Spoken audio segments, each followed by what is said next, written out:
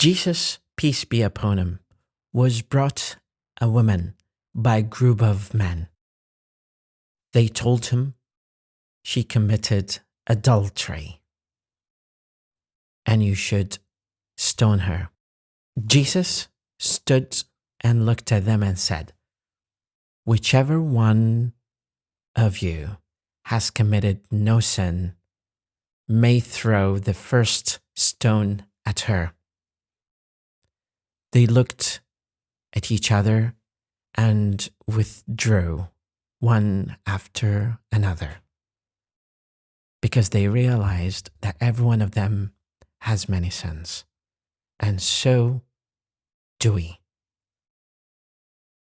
Don't judge on people on bad things that they may commit, because every one of us may sin and make mistakes.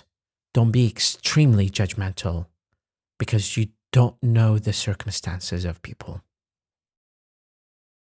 Try to be tolerant, patient, and peacemaker. Have a wonderful day or evening.